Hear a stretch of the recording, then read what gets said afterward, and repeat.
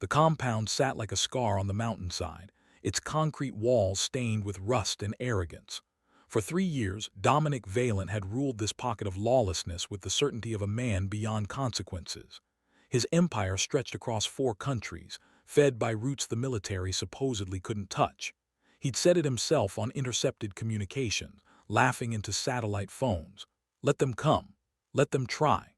The Italian authorities had files thick enough to crush a man's chest. Interpol had warrant stacks gathering dust. But Valent understood something fundamental about borders and bureaucracy.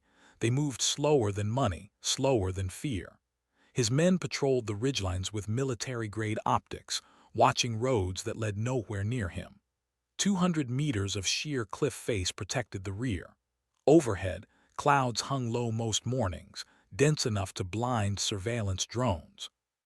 He'd chosen this place the way predators choose dens, with instinct for concealment and escape routes carved through limestone caverns his grandfather had used during different wars. The confidence wasn't unfounded, it was architectural.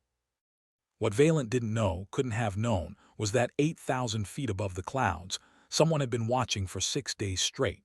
Not drones, not satellites cycling through their predictable orbits. Something older, meaner, purpose-built for a kind of patience that didn't exist in criminal hierarchies. The pilot had requested the assignment specifically, had read every page of his file until the words blurred. There was history here, personal topography mapped beneath the mission parameters. Command had hesitated. Emotional investment was a liability in their doctrine. But competence outweighed concern, and the pilot's record was a dissertation in controlled lethality. The aircraft circled in holding patterns that looked like weather to anyone tracking radar signatures. Its titanium bathtub cockpit absorbed the cold at altitude, but the pilot barely noticed. Focus was a kind of warmth. Below, through breaks in the cloud deck, the compound appeared in thermal imaging like a beating organ, heat signatures moving through courtyards where justice had never reached. Valent was in there now, probably drinking espresso in his fortified study, surrounded by art stolen from people who'd begged. The pilot checked weapons systems for the 14th time, muscle memory synchronized with avionics until the distinction dissolved. The radio crackled with air traffic control requesting position updates. The response came calm, almost bored. Hawkeye 7, maintaining station, weather watch. It was the last communication before everything changed. Below, a convoy of black vehicles began winding up the access road, headlights cutting through morning fog. Valent's weekly supply run, confirmed by intelligence that had cost 2 agents their covers and won his life. The pilot's hand moved to the weapon's release, not yet pressing, just acknowledging the weight of what came next. In the compound, Valent walked onto his balcony with a cigar, looking at mountains he believed made him untouchable. He never looked up. The A-10 Thunderbolt II had been called many things across its decades of service: ugly, outdated, a relic of Cold War thinking that refused to die. Its official designation was Close Air Support Aircraft, but pilots knew it by simpler truth: Warthog. The nickname fit. Nothing about the plane suggested elegance. Its twin General Electric turbofan engines mounted high on the rear fuselage gave it a hunchbacked profile, industrial and graceless. The nose stretched long and blunt, housing a 7-barrel GAU-8 Avenger rotary cannon that weighed more than most cars and could fire depleted uranium rounds capable of shredding tank armor. The aircraft wasn't built around aerodynamics or speed. It was built around that gun, with everything else attached as afterthought. Maximum speed barely broke 400 knots. Maneuverability belonged to an earlier era of warfare. But at low altitude, hunting ground targets through smoke and chaos, it became something else entirely: inevitable. Captain Ray Tennant had flown Warthogs for 9 years, accumulating hours that measured dedication rather than glamour. The airframe shuddered in turbulence, groaned during hard turns, fought her like an ornery mule on bad days. She loved it completely. Not the romantic love of recruitment posters, but the earned affection for tools that never quit, never pretended to be anything except what they were.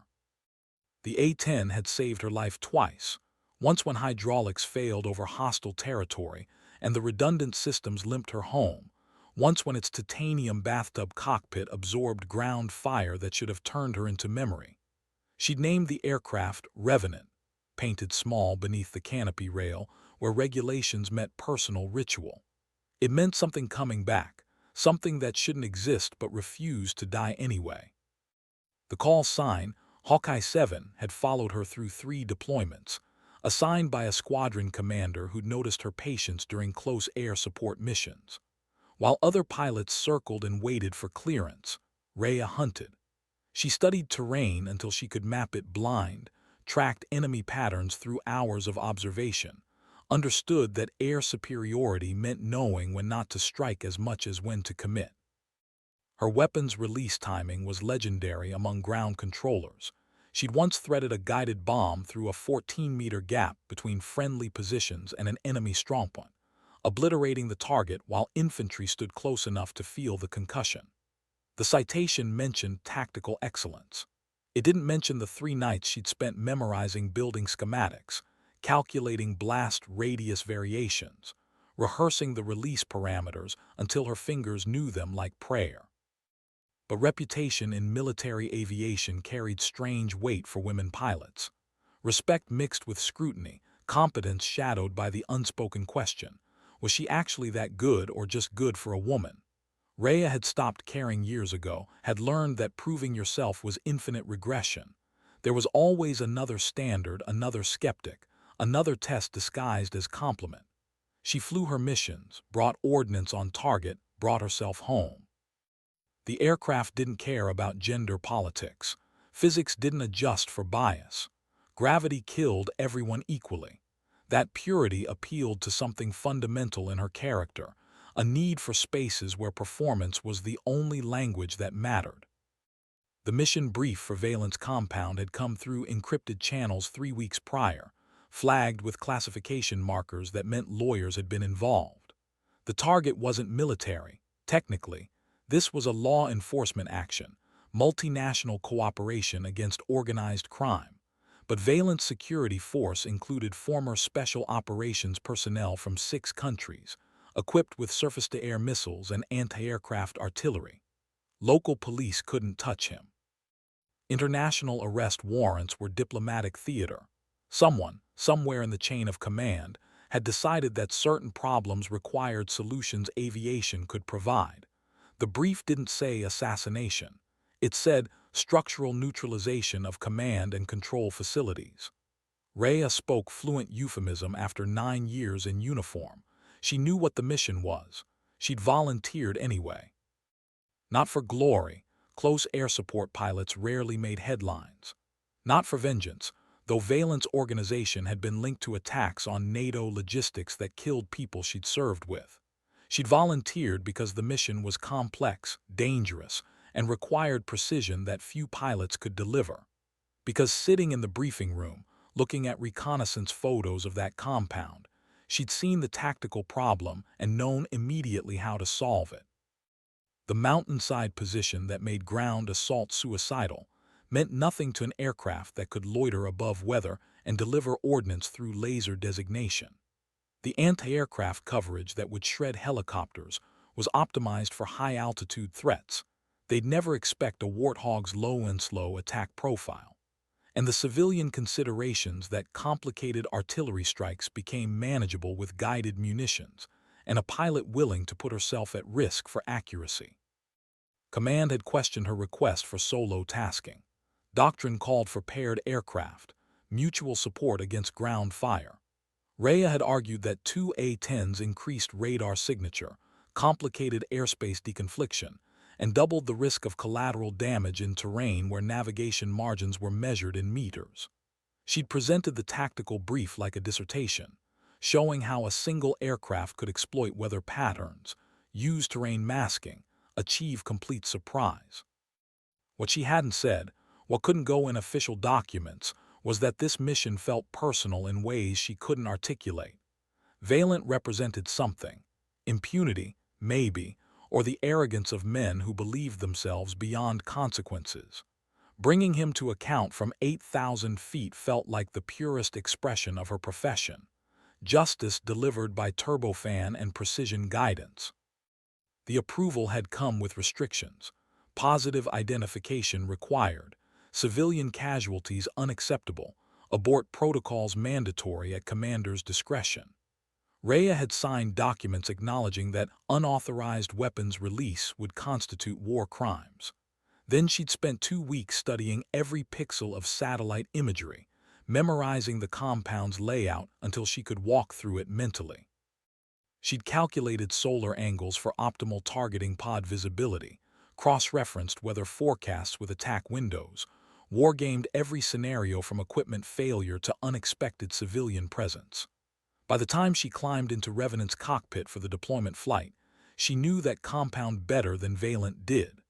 She understood its vulnerabilities the way a surgeon knows anatomy. Not just where to cut, but why, how deep, what the aftermath would look like. The flight to station had taken 4 hours through weather that kept civilian traffic grounded. Rhea flew instruments through cloud decks thick as concrete, trusting avionics and her own spatial awareness to keep the aircraft level. The A-10 handled turbulence like a truck on rough highway, solid and ungraceful but ultimately stable. At altitude above the weather, stars filled the canopy glass with light that never reached the ground. She'd always loved this part, the solitude of high flight, the reduction of existence to engine noise and instrument glow. Down there, the world was complicated, full of politics and compromise in situations where right answers didn't exist. Up here, physics ruled. Lift, thrust, drag, weight. Variables she could control or compensate for. The distinction was a kind of meditation. She'd established her holding pattern 200 miles from target, flying lazy circles that burned fuel while intelligence assets confirmed final targeting data. 6 days she'd waited, sleeping in 4-hour blocks at a forward airbase, staying current on weather updates and mission changes that never came. Other pilots would have grown impatient, but Rhea understood that waiting was half the job. Ground forces called it hurry up and wait. For pilots, it was orbit and observe. Same principle, readiness was its own form of action. On the 6th day, the call came through. Convoy moving, Valent confirmed on-site civilian presence minimal, weather window opening for 3 hours starting at dawn, all players in position. The mission was go. Rhea had felt something settle in her chest, a kind of focused calm that came before complex action. She'd run through her pre-flight checklist twice, testing control surfaces and weapons systems with the thoroughness of someone who understood that attention to detail was the difference between success and obituary. The GAU-8 cannon's ammunition drum held 1,100 rounds of 30mm hate. The hardpoints carried GBU-12 Paveway II laser-guided bombs, 500 pounds each, smart enough to hit a window from 5 miles away if the pilot's designation was accurate. Maverick missiles waited on outboard pylons, anti-armor specialists ready to engage vehicles or harden structures. She'd launched into darkness, flying low over water to avoid radar detection, then climbing as she approached the operations area. The weather had cooperated, cloud deck solid at 6,000 feet, perfect for concealment. She'd pushed through it into clear air above, where dawn was just beginning to paint the eastern horizon. The compound sat beneath that gray blanket, invisible to anyone not equipped with targeting pods that saw in infrared spectrums. On her displays, it glowed like a campfire, heat signatures betraying every generator, every vehicle, every human being moving through courtyards they thought were hidden. Rhea had spent the last hour watching those signatures, building a mental picture of security rotations and daily patterns. She'd identified Valent's probable location, a corner office in the main building, heat signature consistent with a single occupant and electronics that suggested communications equipment. She'd watched the convoy approach, winding up that ridiculous mountain road like a video game escort mission. And she'd waited for the moment when all variables aligned, target confirmed, civilians clear, weapons ready, aircraft positioned for optimal attack geometry. That moment was now. Her hand rested on the weapons panel, steady despite the adrenaline she could feel in her peripheral awareness.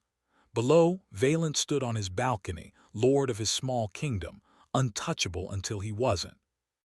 Rhea clicked the targeting pod into active mode, the screen displaying the compound in grayscale detail.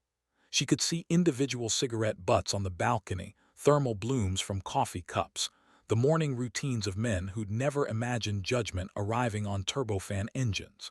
She designated the corner office with the laser, painting it with invisible light that her bombs would follow with religious certainty. The GBU-12 didn't care about defenses or geography or the confidence of crime lords.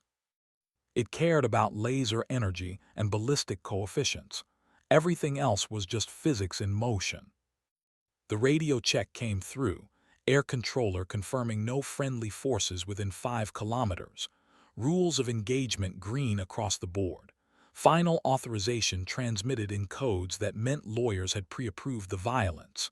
Rhea acknowledged with minimal words, already running the attack profile in her mind. She'd roll in from the east, sun at her back if it mattered through the clouds. The bombing run would take 40 seconds from release to impact. The compound's anti-aircraft radar wouldn't see her through the weather until the bomb was already falling. By the time they acquired her aircraft, she'd be banking away, dropping chaff and flares, using terrain masking to disappear into the mountain range's radar shadow. They might get a missile off, probably wouldn't. And if they did, the Warthog's durability would give her better survival odds than any other airframe in the inventory. She pushed the throttles forward slightly, adjusting her orbit to set up the attack run.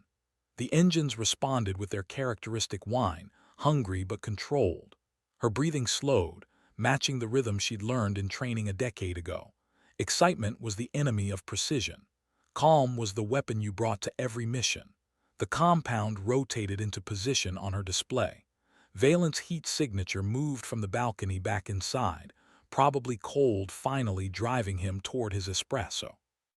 Timing was a gift sometimes. The building's structure would contain the blast, minimize collateral damage, satisfy the lawyers who'd never feel the turbulence of close air support. Rhea selected the first GBU-12, feeling the weapons system confirm lock-on through her fingertips. The aircraft knew what came next, had done this dance countless times across deserts and mountains and places whose names stayed classified. She exhaled slowly, rolled the Warthog into its attack dive, and pressed the release. The bomb came off the hardpoint cleanly, falling free for 2 seconds before its guidance fins deployed, and it became something alive, something with purpose. The targeting pod tracked it through the gray morning, a dark shape dropping through clouds toward a compound where men were drinking coffee and checking weapons they'd never need. The laser designation held steady despite the aircraft's motion. That took skill, the kind that came from hundreds of hours practicing in simulators and live fire ranges, until the technology became extension of intent. Rhea held the dive longer than doctrine recommended, making sure the designation was perfect, burning the target into her weapons system's memory. Then she pulled up hard, feeling the G-forces press her into the seat, compression suit inflating around her legs to keep blood in her brain. The A-10 groaned but obeyed, turning away from the target area as physics and engineering battled for control. She never saw the impact directly. The cloud deck swallowed the visual, and she was already banking toward her egress route. But the targeting pod captured everything, recording video that would be analyzed frame by frame in classified briefing rooms. The GBU-12 entered through the office roof at a 40-degree angle, punching through concrete and rebar like paper. The explosion came 300 milliseconds later, buried deep enough inside that the building contained most of the force. The corner office simply ceased to exist, along with everyone inside and the structural supports holding that section of the compound together. Secondary explosions followed as ammunition stores and fuel tanks cooked off, the compound eating itself from the inside. On the ground, Valent's men ran in directions that didn't matter. Some grabbed weapons, firing wildly at an aircraft they couldn't see through the weather. Others tried to reach the vehicles, thinking escape was possible. The security chief, a former Spetsnaz operator who'd survived Chechnya, stood frozen in the courtyard, watching his employer's fortress collapse and understanding with sudden clarity that they'd never been safe, had never even understood the nature of the threat. He'd planned for ground assault, for police raids, for rival organizations. He'd never imagined this, precision death from altitude, delivered by an aircraft everyone said was obsolete, flown by a pilot whose name he'd never know. Rhea climbed back above the weather, running post-strike checklists while her heart rate gradually returned to normal. The anti-aircraft sites had gotten off 2 missiles, both of which had lost lock in the clouds. She'd heard them on the radar warning receiver, just tickles at the edge of threat, easily defeated by terrain and chaff. The compound was a smoking ruin according to the targeting pod's last look, its organizational structure gone, its defensive positions irrelevant. Valent's heat signature had vanished from the display at the moment of impact. No uncertainty, no wounded survivor narrative. The mission had been execution disguised as tactical strike. She'd known that going in. Knowledge didn't make it lighter. The flight back to base took 3 hours through weather that had worsened, turbulence rattling the airframe until her teeth ached. Rhea flew instruments with the discipline of someone who understood that the mission ended when you parked the aircraft, not when you released the weapons. She'd seen pilots die on the return leg, either from battle damage they'd ignored or from a tension failure born of post-combat adrenaline crash. She kept her scan pattern tight, monitoring engine temperatures and fuel state, checking navigation against GPS waypoints. The Warthog pushed through wind shear and rain, ugly and dependable, carrying her home the same way it had carried hundreds of pilots home before her. The debrief lasted 6 hours, intelligence officers asking the same questions in different formulations, looking for any detail that might matter to analysts who'd never felt G-forces or smelled gunpowder. Rhea answered with precision, describing the attack profile and weapons release, confirming target destruction, nodding the anti-aircraft response. The combat footage played on repeat, Valent's last moments captured in thermal imaging, death arriving without warning or chance for response. One officer asked if she felt the attack was proportional. Rhea looked at him until he understood the question was insulting. Proportional to what? The logistics personnel his organization had killed, the aid workers murdered during attacks on NATO convoys, the concept of justice that collapsed when men bought immunity with money and violence. She didn't say any of that, she said. The target was engaged per rules of engagement. The compound is no longer operational. Assessment complete. They released her 4 hours before sunset, paperwork signed, gun camera footage classified, mission officially logged as successful. Rhea walked across the tarmac toward her temporary quarters, feeling exhaustion in her bones that had nothing to do with flight hours. The Warthog sat in its revetment, ground crew already performing post-flight inspection, checking for battle damage and routine wear.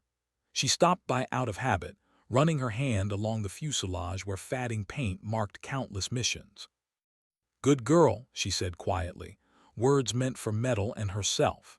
The crew chief, a technical sergeant who'd been maintaining A-10s since before Rhea graduated high school, nodded at her with the respect afforded to pilots who brought aircraft home intact. That night she didn't sleep well. Not from guilt. She'd made peace with the moral complexity of her profession years ago, but from a restlessness that came from understanding how the mission would be perceived.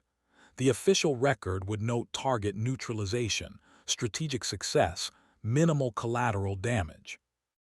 The unofficial story, the one that would circulate through intelligence channels and eventually leak to journalists, would be simpler and less true. A crime lord mocked the military's reach and an A-10 erased him. It would become legend, simplified until the human elements disappeared. No one would mention the 6 days of observation, the calculations, the precision, the discipline. They'd focus on the spectacle, a warthog delivering justice, a compound destroyed in seconds. The pilot would become a footnote or disappear entirely from the narrative.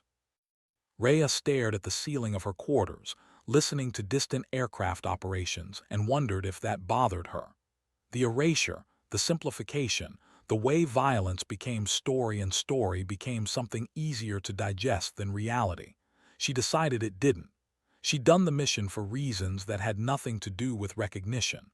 The competence was its own reward. The professionalism was its own statement. And somewhere in the wreckage of that mountain compound was proof that arrogance had limits, that confidence without respect for consequence was just expensive suicide. Valent had believed himself beyond reach. He died learning otherwise. That would have to be enough. 3 months later, Rhea deployed again, this time to a different theater where the tactical problems were more complex and the politics even messier. The Valent mission had disappeared into the classified archives, occasionally referenced in intelligence briefings as a template for similar operations. She'd received a commendation that went into her personnel file, invisible to anyone without security clearance. The squadron commander had shaken her hand and said simply, "Well done, Captain." That was military language for excellence, brief, understated, carrying more weight than speeches. But something had shifted in how other pilots regarded her. The skepticism hadn't disappeared entirely, but it had muted into something closer to acceptance. She'd proven something in that mission, not about gender or capability in abstract terms, but about her specific competence under specific conditions. The demonstration mattered more than arguments. Combat was the ultimate referendum on preparation. She'd passed in a way that left no room for qualification. The squadron's male pilots started asking her opinion during mission planning, genuinely listening to her tactical assessments. The ribbing in the ready room changed tone from veiled testing to genuine camaraderie. She was still Hawkeye 7, but the call sign carried different connotation now, not just a designation but a reputation. The change was subtle, incremental, the kind of shift that happened without formal acknowledgement. One day she realized she'd stopped unconsciously monitoring how her contributions were received, stopped calibrating her communication for an audience that might dismiss her. The freedom was strange and welcome. She flew more missions that year than any previous rotation, close air support for ground operations, reconnaissance runs over contested territory, shows of force that demonstrated capability without firing weapons. Each mission added hours to her logbook, deepened her understanding of the airframe's capabilities and limitations. The Warthog aged beneath her, maintenance reports noting fatigue cracks and worn components, but it kept flying. The aircraft was scheduled for retirement every few years, some defense analyst or budget officer declaring it obsolete, but circumstances always intervened. Turned out there were problems that still required a titanium bathtub and a 30mm cannon, situations where precision and survivability mattered more than speed or stealth. Rhea began training newer pilots, passing on knowledge that didn't exist in manuals. How to read terrain at speed, identifying approach vectors and egress routes simultaneously. How to manage targeting pod data streams while maintaining spatial awareness and aircraft control. How to make decisions when friendly forces were danger close and the margin for error measured in meters. The young pilots, men and women both, listened with the intensity of people who understood that her experience might save their lives someday. She was careful never to mention the Valent mission in training contexts. That operation had been specific, political, classified, but its lessons about patience, precision, and professional discipline informed everything she taught. The months became years, deployments blending into a career that measured time in flight hours and mission counts rather than calendars. Rhea made major, then lieutenant colonel, accepting increased responsibility while remaining connected to the cockpit. Some pilots used rank to escape flying, transitioning to staff positions and command roles that kept them desk-bound. She understood the appeal. The physical toll of flight operations accumulated, joints and spine protesting high-G maneuvers, headaches from oxygen mask pressure, exhaustion that sleep never fully resolved. But she couldn't imagine giving up the aircraft, couldn't conceive of a professional identity divorced from the actual execution of missions. By her 14th year flying Warthogs, she was one of the most experienced A-10 pilots in active service. The aircraft she'd started flying had been old then. Now they were ancient by military standards, airframes with thousands of hours, systems held together by maintenance crews who'd become archaeological experts in obsolete technology. Congress debated retirement again, presenting arguments about modernization and cost efficiency. The Air Force countered with deployment statistics, showing how often the A-10 was requested by ground commanders who trusted its survivability and loiter time. The debate became ritual, annual theater that everyone knew would end with the Warthog still flying. Some missions couldn't be accomplished any other way. Some pilots were too competent to ground. Rhea watched these debates from the operational side, focused less on politics than on the practical reality of keeping aging aircraft combat-ready. She flew with maintenance discrepancies that would have grounded more delicate airframes. She adapted to systems degradation, working around failing components with the resourcefulness of someone who understood that perfect equipment was fantasy. The Warthog had always been about functionality over elegance. Now, in its geriatric phase, that philosophy became even more pronounced. The aircraft was held together by expertise and determination, by crews who refused to let it fail, by pilots who coaxed performance from metal that should have been in museums. One mission, deep into her 14th year, she experienced hydraulic failure over hostile territory. The controls went mushy, response time lagging dangerously, flight characteristics changing in ways that required immediate compensation. Protocol called for emergency landing at the nearest friendly base, but she was providing close air support for ground forces in contact, infantry pinned by enemy fire, calling desperately for air support. The situation was unambiguous: leave, and people died. Stay, and she risked controlled flight into terrain when the hydraulics failed completely. Rhea stayed. She flew the mission on degraded systems, making weapons runs that required perfect precision with an aircraft fighting her every input. She talked to the ground controller in calm tones that betrayed nothing about her emergency, focused only on target coordinates and friendly positions. She made 3 passes, expending all her ordnance, suppressing enemy positions until the infantry could maneuver to safety. Then, only then, she declared emergency and nursed the Warthog to the nearest runway, landing with manual reversion and brake systems that barely responded. The aircraft settled onto concrete like a wounded animal, graceless but intact. The ground forces sent a message through official channels, thanking Hawkeye 7 for the support that saved lives. The maintenance crew shook their heads at the hydraulic damage, wondering how she'd maintained controlled flight. Rhea filed her incident report without drama, describing the system failure and her decision to continue the mission in precise technical language. She didn't mention the fear that had lived in her peripheral awareness for 20 minutes, or the relief when the wheels touched down, or the way her hands had trembled slightly when she finally shut down the engines. Those details weren't relevant to the official narrative. But that mission became another story, circulating through pilot networks and ground force communities.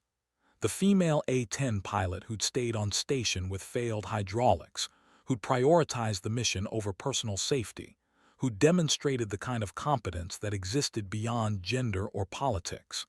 The story grew in telling, probably acquiring details she didn't remember and drama she deliberately avoided.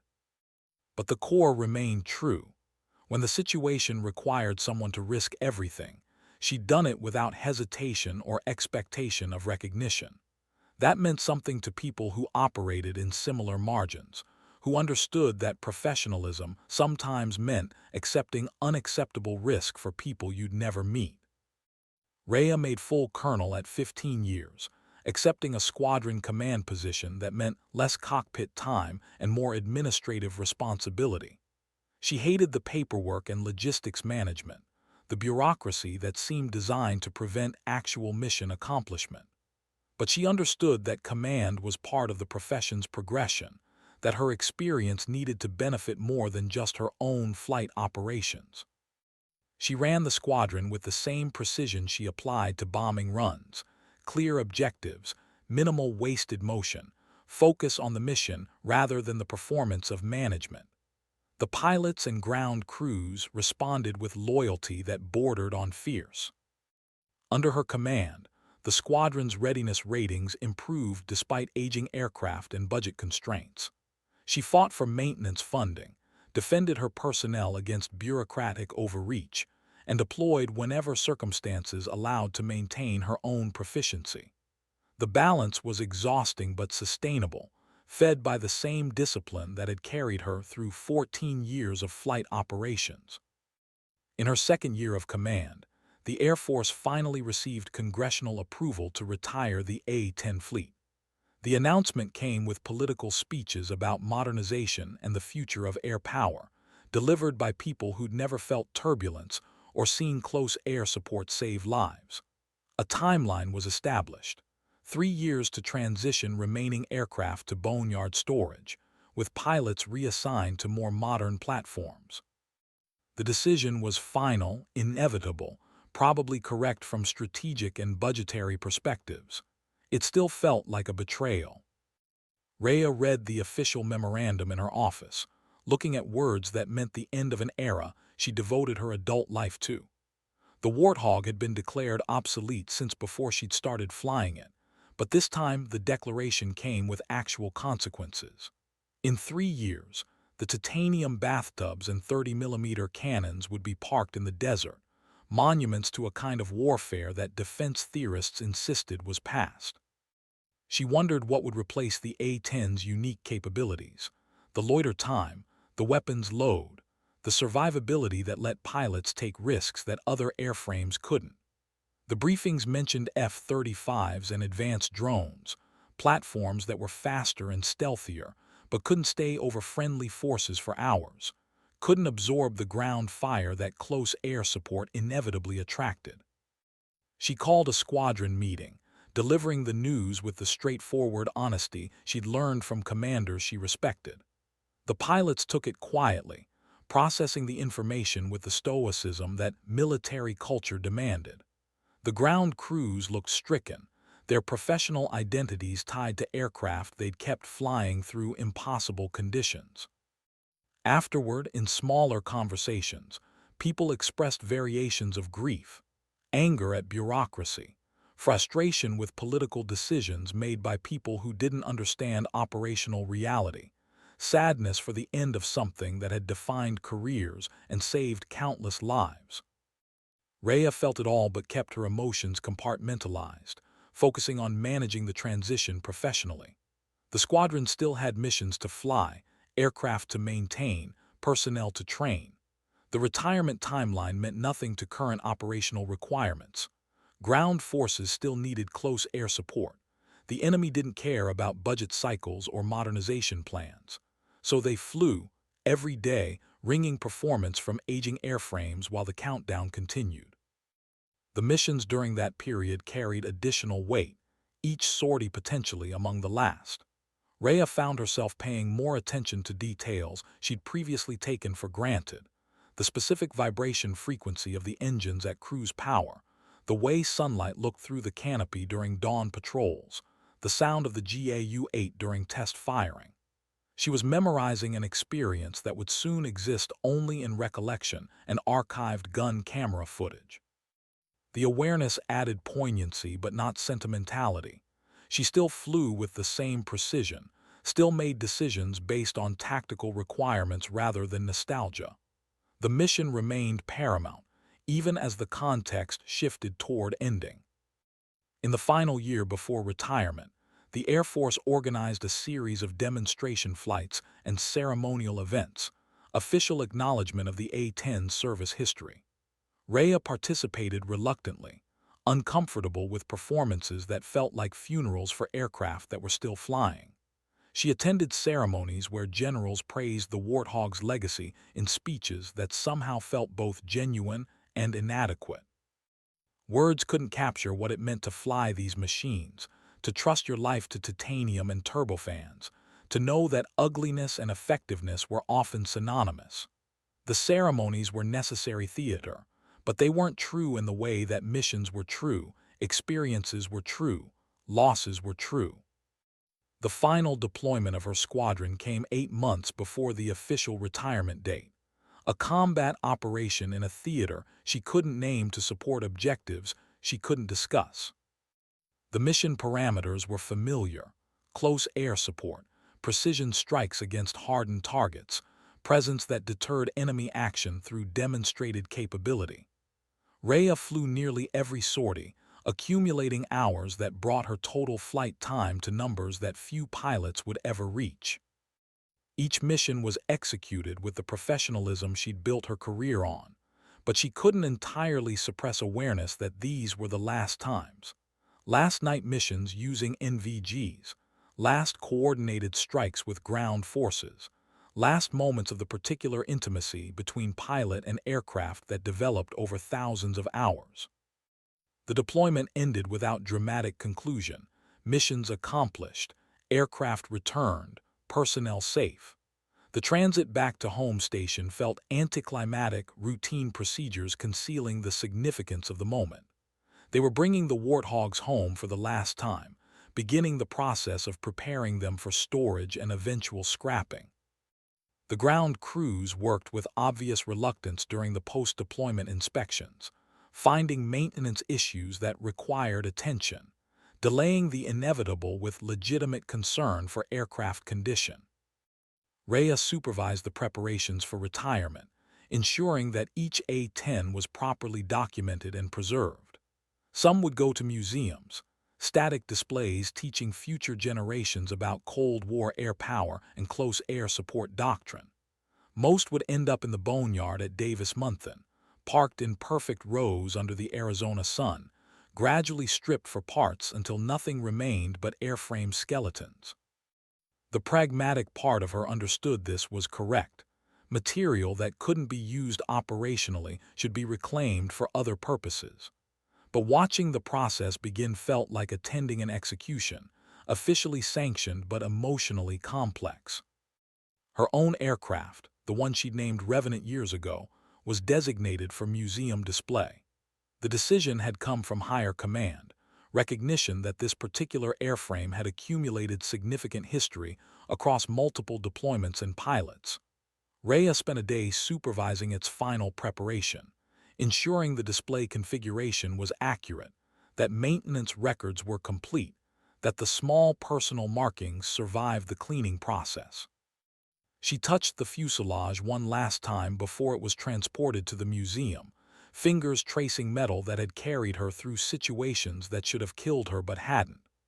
"Thank you," she whispered, words meant for an inanimate object that had never been entirely inanimate, not to her. The official retirement ceremony happened on a perfect autumn day, cloudless sky mocking the somber mood. The remaining squadron aircraft performed a final flyover, formation tight despite the emotional weight of the moment. Rhea flew lead, her hands steady on the controls even as something in her chest constricted. They flew low over the assembled personnel, current crew members, retirees who'd flown Warthogs decades ago, ground forces who'd relied on A-10 support, families who understood that this was the end of something significant. The sound of 8 Warthogs at low altitude, that distinctive turbofan whine mixed with the rumble of mass and power, echoed across the base with an authority that couldn't be replicated in speeches. After landing, after parking the aircraft for the final time, Rhea removed her helmet and sat in the cockpit for several minutes.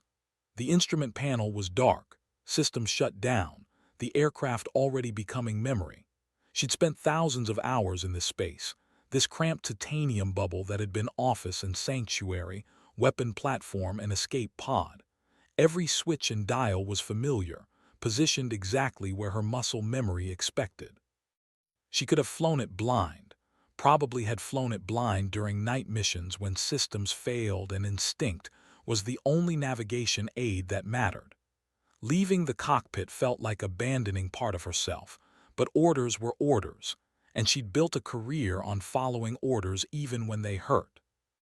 The reception afterward was awkward with forced cheer, people trying to celebrate a transition that felt more like mourning. Senior officers gave speeches about progress and the future of air power.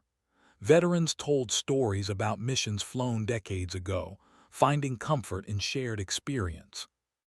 Younger pilots who'd never fly the Warthog looked confused about why this mattered so much, not understanding that some aircraft were more than equipment, that the relationship between pilot and machine could be almost sacred when built on enough hours and shared survival. Rhea left early, driving away from the base toward the civilian world she'd always felt slightly alienated from.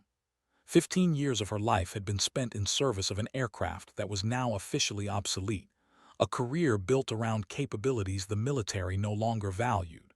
She didn't regret any of it. The missions had mattered, the professionalism had been real, the competence had been demonstrated in ways that transcended politics or gender or bureaucratic fashion. But the ending felt incomplete. A story cut off mid-sentence because funding ran out or someone decided the narrative was no longer relevant. That night she couldn't sleep, mind circling back to that first mission against Valent's compound. It had been almost 3 years ago, classified history that most people would never know about. The operation had been clean, professional, exactly the kind of mission the A-10 was designed for. And yet it had become legend, simplified and distorted, famous for the wrong reasons. People remembered the spectacle, the crime lord who mocked the military, the warthog that erased him. They didn't remember the preparation, the precision, the discipline. They didn't remember that competence was the most important part of the story. Rhea wondered if that would be the warthog's legacy too, simplified into memes and dramatic videos, remembered for being ugly and effective, but not for the specific excellence it enabled. The aircraft deserved better, more nuanced acknowledgement of what it had accomplished and cost. But history was written by people who hadn't been there, who would reduce complex reality to narratives that fit their purposes. She couldn't control that. She could only control her own memory, her own understanding of what those years had meant. Over the following months, she transitioned to a staff position at the Pentagon, advising on close air support doctrine and pilot training programs. The work was important but abstract, divorced from the tactile reality of flight operations. She missed the cockpit with an intensity that surprised her, missed the clarity of purpose that came from executing missions, missed even the discomfort and risk that made success meaningful. The desk felt like exile, comfortable and irrelevant, too far removed from the operational edge where her expertise had been forged. 6 months into the staff role, she received an invitation to speak at an air power symposium, a conference where military professionals and defense analysts discussed the future of aviation. The invitation mentioned her experience with the A-10, requested her perspective on close air support evolution. Rhea almost declined. She had no interest in being a spokesperson or performing the role of token female pilot for diversity optics. But the symposium director was someone she respected, a retired general who'd flown combat missions during the Gulf War and understood operational reality.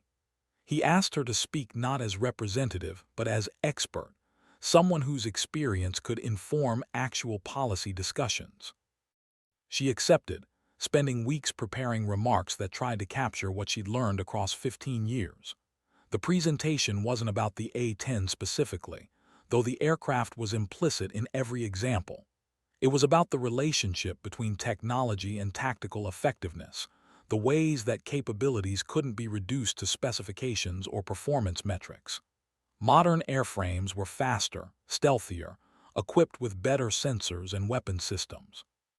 But they couldn't loiter for hours over friendly forces, couldn't absorb damage that would destroy more fragile aircraft, couldn't be flown by pilots who'd accumulated the thousands of hours needed to truly master close air support. Those capabilities mattered in ways that didn't show up in PowerPoint briefings or budget justifications. The symposium audience was mostly senior officers and civilian defense officials, people with authority over programs and budgets. Rhea delivered her presentation in the same tone she'd use for mission briefings: factual, precise, devoid of emotional manipulation. She showed gun camera footage from operations she could discuss publicly, demonstrating the specific challenges of close air support under fire. She walked through decision trees that pilots navigated in seconds, choices between risk and effectiveness that required judgment built on experience. She explained why some missions couldn't be executed by drones or standoff weapons, situations where human presence and adaptability made the difference between success and failure. The response was respectful but lukewarm. A few questions probed for details she couldn't provide due to classification. Several attendees thanked her for the perspective, words that felt pro forma rather than genuine. She left the symposium feeling that nothing would change, that decisions had already been made by people whose understanding of air power came from analysis rather than experience. The Warthog was retired. Close air support would evolve toward platforms that optimized metrics that looked good in reports, but might fail under actual combat conditions. Her presentation had been an epitaph rather than an argument, documentation of something lost rather than preserved. But 2 weeks later, she received an email from a Marine colonel who'd attended the symposium. He'd spent 20 years coordinating air support for ground operations, watching Warthogs provide cover that kept his Marines alive. The email was brief. "Thank you for saying what needed to be said. We'll miss those ugly bastards and the pilots who flew them. Semper Fi." Rhea read it 3 times, surprised by the emotion it triggered. Recognition from someone who understood, who'd been on the receiving end of close air support delivered by pilots like her, mattered more than any official commendation. Similar messages arrived over the following weeks, from ground force personnel across multiple services. They shared stories about missions where A-10s had saved their lives, provided fire support when no other aircraft could, stayed on station until threats were eliminated and casualties evacuated. The stories were specific, grounded in tactical details that proved their authenticity. Many mentioned call signs. Hawkeye 7 appeared in several messages, people who'd interacted with her during missions she barely remembered. The gratitude was genuine but also tinged with concern. What happened now, when the aircraft they'd trusted was gone and the new platforms couldn't replicate its capabilities? Rhea had no answer for that. She wasn't making policy, couldn't influence procurement decisions or operational doctrine at levels that mattered. But the messages clarified something she'd been struggling with since retirement. The purpose hadn't been the aircraft itself, but what the aircraft enabled. Close air support that saved lives, precision that minimized collateral damage, presence that reassured friendly forces and deterred enemy action. Those needs wouldn't disappear just because the Warthog was retired. Something would have to fill that role, and pilots would have to develop competence in new platforms the way she developed competence in the A-10. The realization gave her a new focus. She couldn't fly anymore, couldn't directly execute missions, but she could ensure that the knowledge and experience accumulated across decades didn't disappear with the retiring aircraft.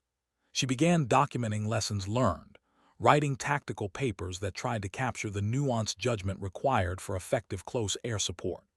She mentored younger pilots, sharing stories that illustrated decision-making principles rather than just procedural compliance.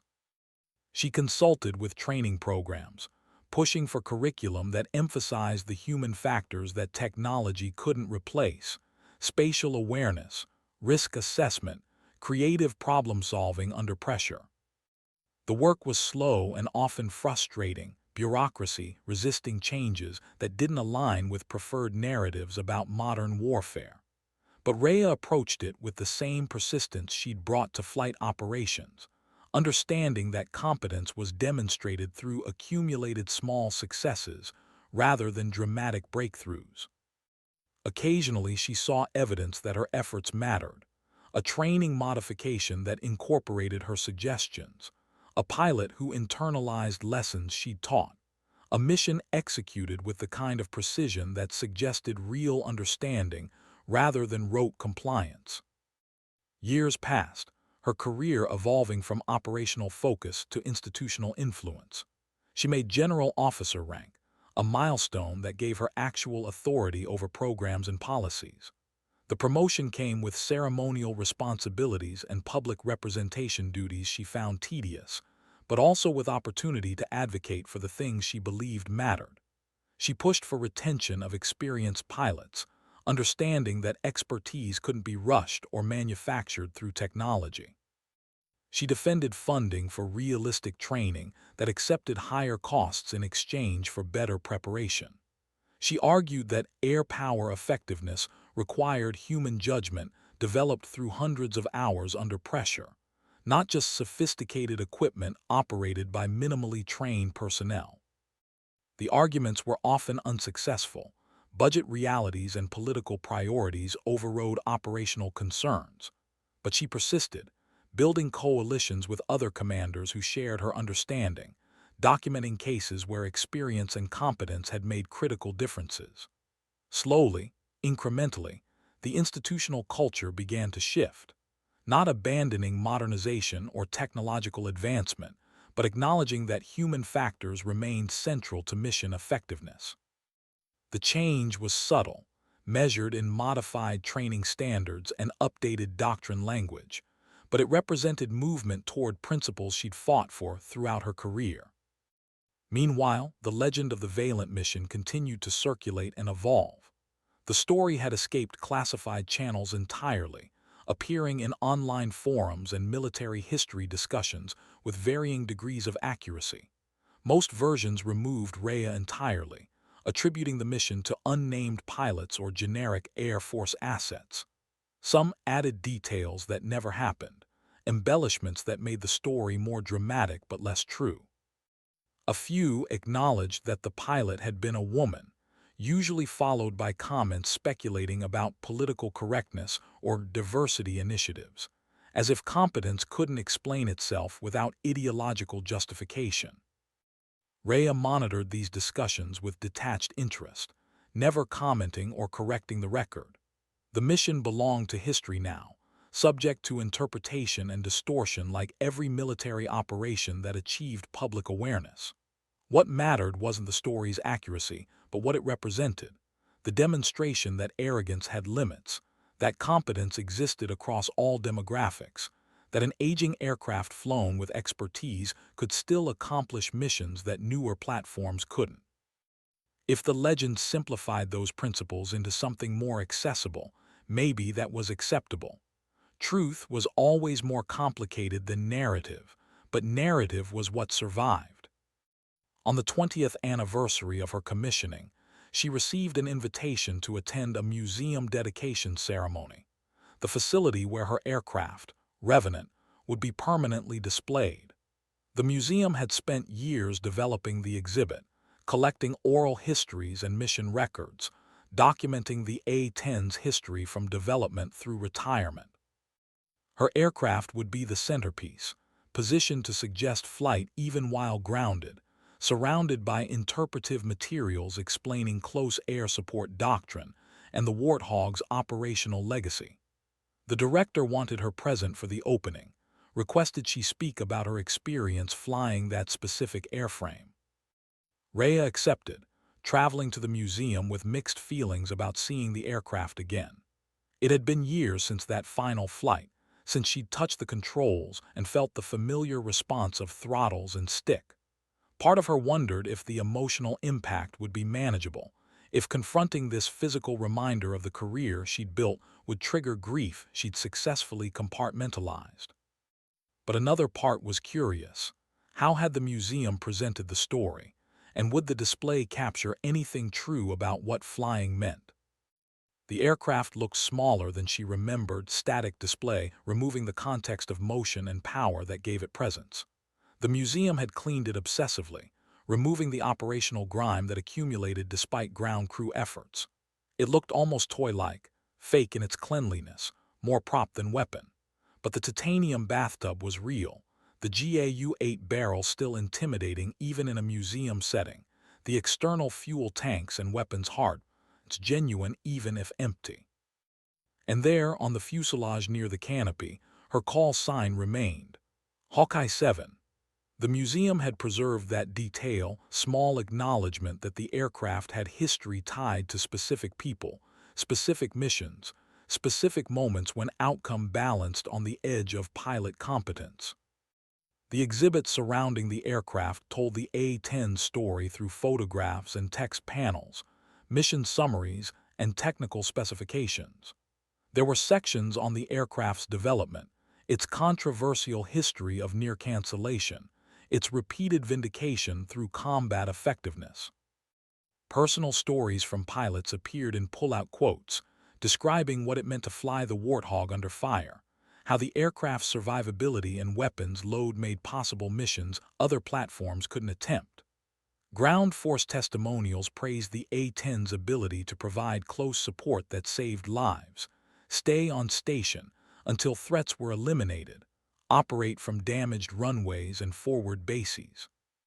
The presentation was comprehensive but inevitably incomplete, reducing complexity to museum-appropriate narrative. But Rhea appreciated the attempt at accuracy, the evident respect for the aircraft and the people who'd flown it. This wasn't hagiography or uncritical celebration. The exhibit acknowledged the A-10's limitations, its slow speed and vulnerability to advanced air defenses, the legitimate questions about its role in modern warfare. The display presented the aircraft as it had been, imperfect but effective, ugly but beloved, outdated by some measures but irreplaceable by others.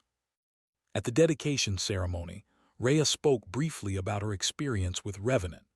She described the first time she'd climbed into that specific cockpit, nervous and determined, aware that countless pilots before her had trusted their lives to this exact airframe.